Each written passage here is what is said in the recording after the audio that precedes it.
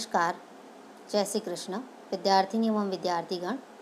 अगले टास्क में हम कहानी लेखन पढ़ते, जिसमें हमने कहानी लेखन के लिए ज़रूरी बातें पढ़ी कि कहानी लेखन के लिए कौन सी ध्यान देने योग्य ज़रूरी बातें हैं, कहानी कितने मार्क्स की होती है, कहानी लेखन कितने मार्क्स का होता है, उसमें कौन कौन सी चीज़ें होनी चाहिए, कहानी कौन से काल में लिखनी चाहिए, कितने परिच्छेदों में लिखनी चाहिए, शीर्षक किस प्रकार देना चाहिए और सीख कैसे लिखनी चाहिए, और कहानी के लिए कितनी पंक्तियाँ योग्य हैं, कहानी की लिखावट कैसी होनी चाहिए आदि बातें हमने जानी। और साथ ही हमने कहानी की एक रूपरेखा देखी थी, जिसमें एक लकड़हारा था, वह नदी के किनारे लकड़ी काट रहा था। उसकी जो लकड़ी है वह पानी में गिर जाती है और वह उदास हो जाता है।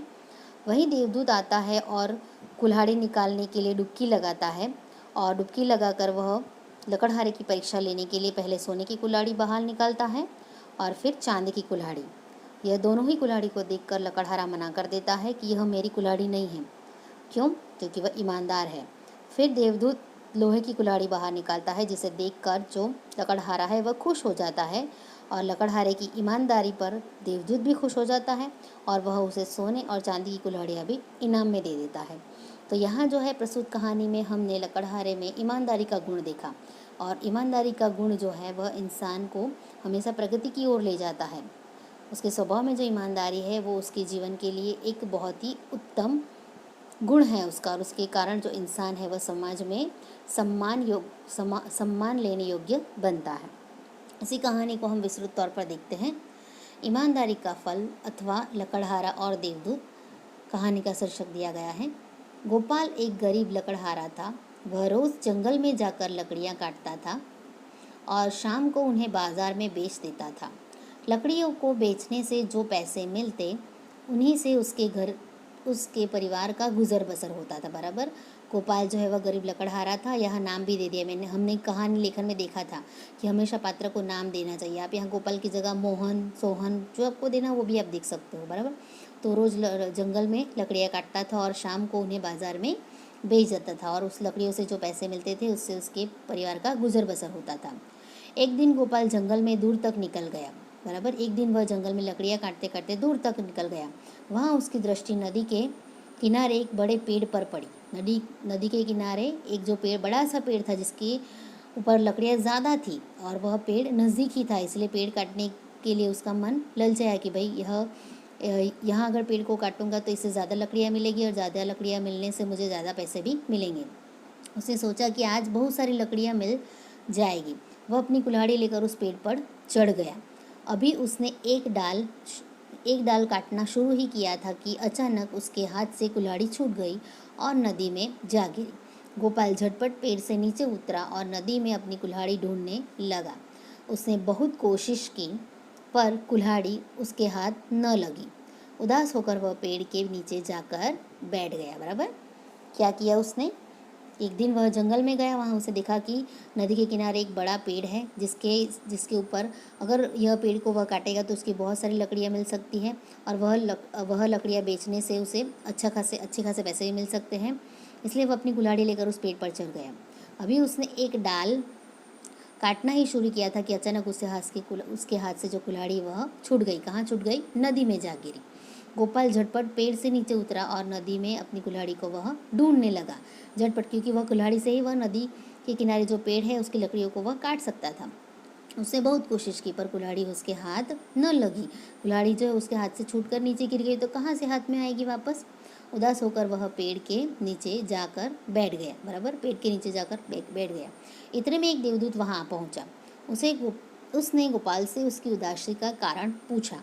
गोपाल ने देवदूत को कुल्हाड़ी नदी में गिर जाने की बात बताई। देवदूत ने उसे धीरज बंधाते हुए कहा, घबराओ मत, मैं तुम्हारी कुल्हाड़ी निकाल दूंगा। जब लकड़हारा उदास होकर बैठ गया, उसे कुल्हाड़ी नहीं मिली, तो वहाँ इतने में देवदूत आ पहुँचा। उसने गोपाल से उसकी उदासी का कारण पूछा, तो गोपाल ने देवदूत को बताया कि उसकी जो कुल्हाड़ी है वह पेड़ की लकड़ियाँ काटते काटते नीचे जमीन में गिर गई।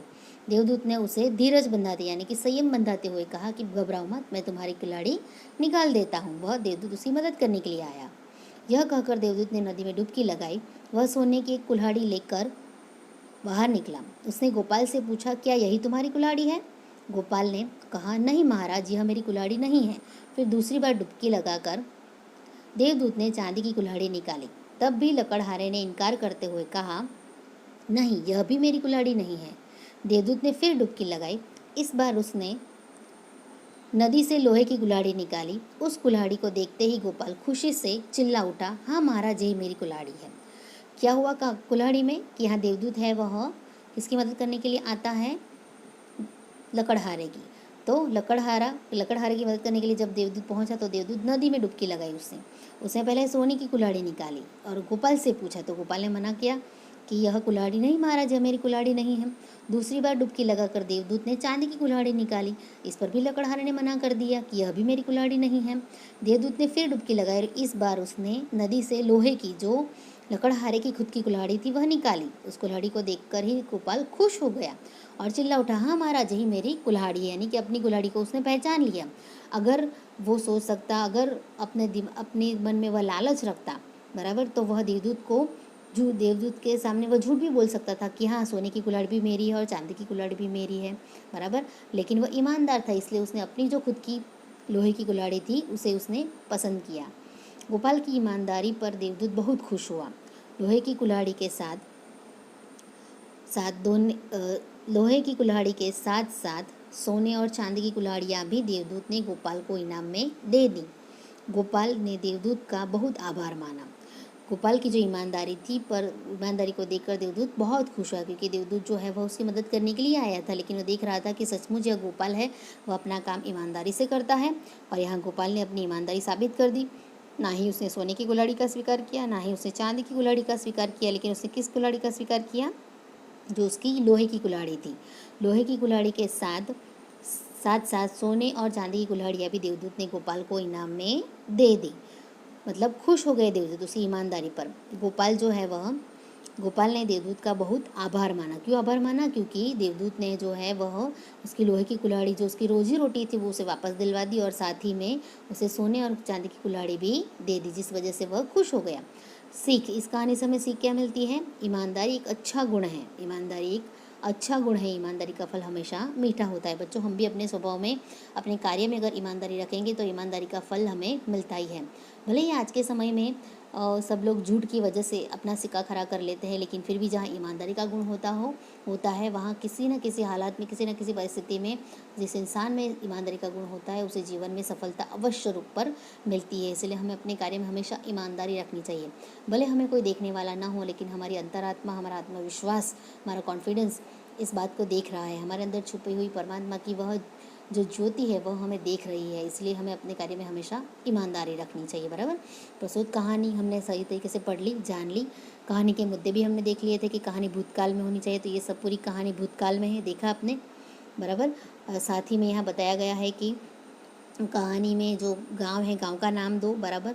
तो यहाँ गांव तो है नहीं, जंगल है, लेकिन यहाँ पात्र का नाम हमने दे दिया गोपाल, बराबर। साथ ही में बताया गया है कि जो कहानी 15-20 पंक्तियों में होनी चाहिए, तो उस प्रकार से हमारी कहानी का विस्तार भी उसी अनुसार हो रहा है, बराबर। 3-4 परिच्छेदों में होनी चाहिए, तो यहाँ 1, 2, 3, 4, बराबर 4 परिच्छेद या फिर 5 परिच्छेद छोटा सा हमने ले लिया, तो 5 परिच्छेद में ये कहानी हो गई, बराबर। साथ ही यहाँ बताया गया है कि पात्र, प्रसंग और संदेश को ध्यान में रखकर कहानी को छोटा सा शीर्षक देना चाहिए। तो हमने यहाँ ईमानदारी का फल, जो गुण किसमें था? लकड़हारे में था, तो उसके ऊपर पात्र में जो श्रेष्ठता थी उसके अनुसार हमने ईमानदारी का फल हमने यहाँ शीर्षक दिया। और साथ ही दूसरा, अगर हमें मुख्य पात्र के नाम पर देना हो तो पात्र के नाम को भी हमने लिया है लकड़हारा और देवदूत, बराबर बच्चों। तो इस कहानी के लिए 4 गुण भी हो सकते हैं, 5 गुण भी और 6 गुण भी।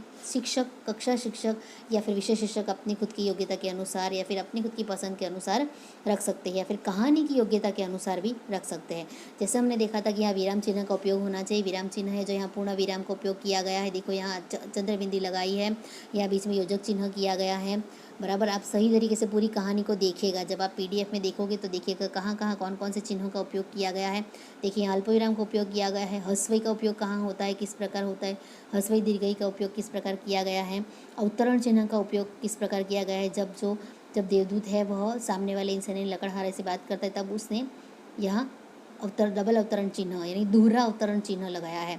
तो विराम चिन्ह के ऊपर विशेष ध्यान दें कि जब इंसान दूसरे इंसान के साथ बात करता है तो उस बात को अलग तरीके से दिखाने के लिए या फिर प्रश्न पूछते हैं तो उस प्रश्न को दिखाने के लिए क्वेश्चन मार्क रखा जाता है और साथ ही में उत्तरण चिन्ह भी रखा जाता है। इस बात को विशेष तरीके से ध्यान दीजिए। कौन कौन से शब्दों को कैसे कैसे लिखा गया है वो भी आप देख लीजिएगा। देवदूत ने, तो ने शब्दों को यहाँ बाद में जोड़ा नहीं गया है, अलग कर दिया गया है, देवदूत ने, बराबर। गोपाल को, तो गोपाल को साथ में नहीं किया है, गोपाल फिर बाद में को किया है, बराबर। यहाँ में, तो में के लिए एक ही मात्रा दी है, एक ही अनुस्वर दिया है, में यानी अंदर, बराबर। तो इस तरीके से भी ध्यान दीजिएगा। ये जो विराम चिन्ह अगर आप यहाँ चूक गए तो इसके वजह से आपके मार्क्स कट सकते हैं, बराबर। आज का हमारा टास्क यहीं तक बच्चों, अगले टास्क में आगे बढ़ेंगे। अस्तु।